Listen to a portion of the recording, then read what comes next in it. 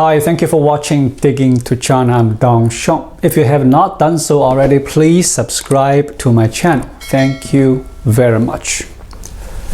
Something unusual is happening in China. Thousands of protesters have taken to the streets in Shanghai, China's largest city, and the capital Beijing amid the government's intensely restricted zero-COVID policy.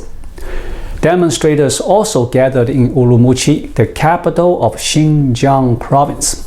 Angry protests are spreading across China, with people seen chanting for President Xi Jinping to step down. In videos shared on social media, protesters were seen chanting slogans including Xi Jinping, step down, and the Communist Party, step down. The latest wave of anger was triggered by an apartment fire that killed 10 people on Thursday, November 24th in Urumqi, a far western city where some people had been locked down for as long as 100 days. The tragic accident is fueling speculation that the COVID lockdown measures may have impeded the residents' escape. In Shanghai, a crowd started gathering late on Saturday. Protesters held a candlelight vigil for the Urumqi victims. They held up blank sheets of paper. One widely shared video, said to be from Saturday, showed a lone woman standing on the steps of the Communication University of China in the eastern city of Nanjing with a piece of paper before an unidentified man walks into the scene and snatches it away. Other images showed dozens of other people subsequently taking to the university's steps with blank sheets of paper, illuminated against the night sky by flashlights from their mobile phones. A man could later be seen chiding the crowd for their protests. "One day you will pay for everything you did today," he said. "The state will also have to pay for the price for what it has done," people in the crowd shouted back. Widespread in-person protests are rare in China, especially under President Xi Jinping. Room for dissent has been all but eliminated.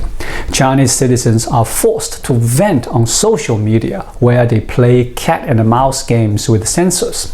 Similar sheets of paper could be seen held by people gathering on the grounds of Beijing's prestigious Tsinghua University to sing the Chinese national anthem on Sunday. In chat groups, protesters were advised to bring a sheet of white paper to attend at least one planned demonstration. In Hong Kong in 2020, activists also raised blank sheets of white paper in protest to avoid slogans banned under the city's new national security law.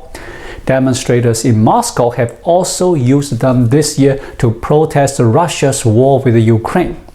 Several internet users showed solidarity by posting blank white squares or photos of themselves holding blank sheets of paper on their WeChat timelines or on Weibo. By Sunday morning, the hashtag white paper exercise was blocked on Weibo, prompting users to lament the censorship. "If you fear a blank sheet of paper, you are weak inside," one Weibo user posted. Many Chinese people are angry over so-called secondary disasters involving the COVID policy. For example, in January, a pregnant woman who miscarried after being refused entry to a Xi'an hospital, the deadly crash of a bus in Guizhou ferrying people being quarantined, and a young boy in Lanzhou who died from gas poisoning while under lockdown. And the latest apartment building fire in Urumqi might be the last straw. Last Thursday evening in downtown Urumqi, Xinjiang's capital, a high-rise apartment block was engulfed in flame, killing 10 people, including 3 children, and leaving 9 people hospitalized with smoke inhalation, officials said, according to an initial investigation. The blaze was caused by a power strip catching fire in the bedroom of one of the apartments. Social media videos show the fire trucks parked at a distance from the building and spraying water that fell short of the flame. Some people questioned whether pandemic limitations on movement had prevented trucks from getting closer or arriving fast enough. On Friday night, Urumqi residents carrying China's national flag gathered outside a local government building, chanting for lockdowns to be lifted. The city's mayor apologized and promised an investigation into the cause of the fire at a news conference on Friday evening. Li Wensheng, head of the fire rescue brigade, denied that the COVID restrictions impeded the response, instead blaming a narrow lane filled with parked cars for obstructing access for the fire trucks. Some residents' ability to rescue themselves was too weak, and they failed to escape, Li said. He also disputed the claims made online that the residents were not permitted to leave or that fire escape doors were locked. The official response only spurred online outrage, with many continuing to blame the government's strict COVID policy. Critics said it was inappropriate for authorities to shift the blames to the victims and argued that the centralized quarantine rules had caused vehicles to be abandoned on the street. On Saturday, authorities in Urumqi eased restrictions in some neighborhoods deemed low risk, but other areas of the city remained under lockdown. Meanwhile, in Beijing, several residential compounds lifted the lockdowns after residents protested the restrictions. The plight of the Uyghurs often does not resonate in the rest of China. Over the past decade, the government has detained hundreds of thousands of them for arbitrary reasons and kept Xinjiang under intense surveillance. The fire, though, prompted angry residents to stage protests at astonishing personal risk. And in a rare display of inter-ethnic solidarity, those protests spread.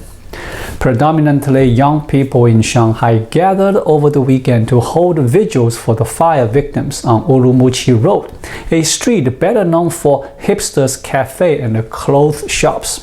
Some even called for the overthrow of Xi Jinping and the Communist Party. A protest in Beijing on Sunday lasted well into the night, with chants of solidarity for those arrested in Shanghai and for the dead in Xinjiang. Dozens of university campuses across the country have also seen demonstrations against the zero-COVID policy. For Mr. Xi, the immediate challenge is curbing the unrest. He will be ruthless in putting down protests if they continue. CCP security apparatus will use its monitoring ability and facial recognition to identify the participants, and many will be arrested in the days ahead. Many will simply disappear. However, over 73 years of iron-fisted rule, CCP has learned to pick its battles and bring different weapons to each fight. Its tactics lean towards violent repression in regions such as Xinjiang, where there is a fear of ethnic conflict. Student protest leaders risk long jail terms, but in the face of worker protests, a mixture of payoffs and coercion are typically used to restore calm. Of course, the ringleaders will be taken away and punished. As for disgruntled middle-class urbanites, the party often stands ready to bargain with them, offering concessions as long as its overall authority is not questioned. COVID poses a particular threat in China because the regime has advertised zero COVID as an example of the superiority of its communist system over messy Western democracy. The policy has kept the number of COVID deaths low compared to the West, if you trust China's official statistics. But the lockdowns have not been able to control COVID, only delaying its spread. Nearly 3 years of lockdowns means the Chinese public has far less natural immunity. It is important to watch if Beijing begins to ease zero COVID, even if it doesn't admit this is in response to the protest.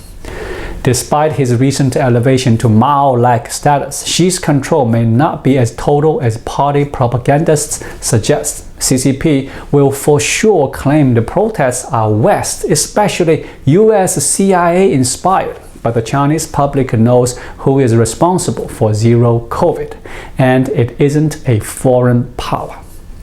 Thank you for watching. Please leave a comment and subscribe to my channel. Just click the subscribe button right here. I'll see you again shortly. Until then, be well.